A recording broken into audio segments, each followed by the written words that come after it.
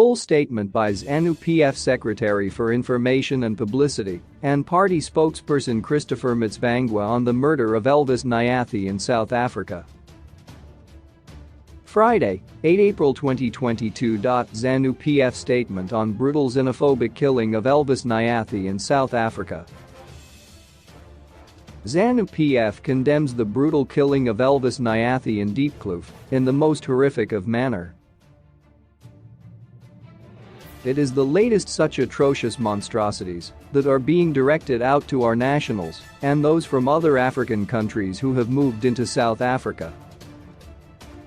ZANU PF continues to engage the South African authorities through diplomatic and other channels so that due safeguards and the protection are accorded to all who may find themselves in South Africa in accordance with international law and humane norms.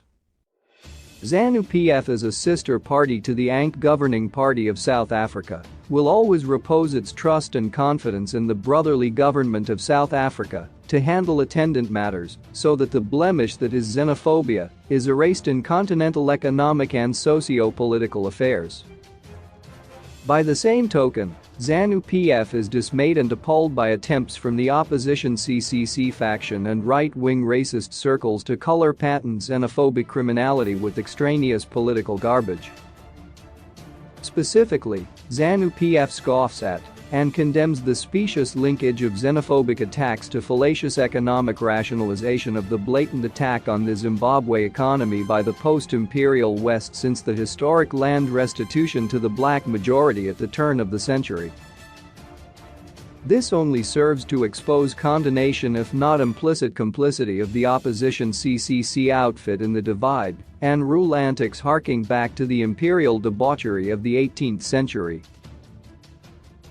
The murderous criminality hatched by pro-West shadowy and racist white vigilante groups of the post-apartheid era has no place in the new African century.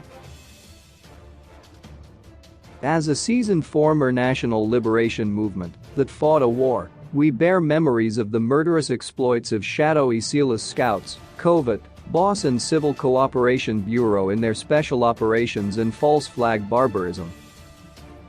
These acts of a dying post-imperial order are indelibly etched in our minds of historical torment. Racist white vigilantes in South Africa are a desperate takeoff from the unfolding frustration. This spells the stark failure that is now facing ZDERA and other Western sanctions against Zimbabwe as President Ed Mnangagwa and the Second Republic engineer a spectacular revival and rebound in the economy of Zimbabwe. ZANU PF proffers strong advice to opposition groups, and CCC in particular, that their tainted conduct of implied association and clandestine trucking to vile acts of racist white vigilante groups in South Africa is of no rewarding use to them as an opposition that aspires to norms of open democratic discourse and fair electoral accountability as evidenced in the recent by-elections. ZANU PF calls upon the Mr. Chamisa's opposition faction to draw a red line in its hitherto sordid history of kowtowing to right-wing agendas of the post-imperialists of the West.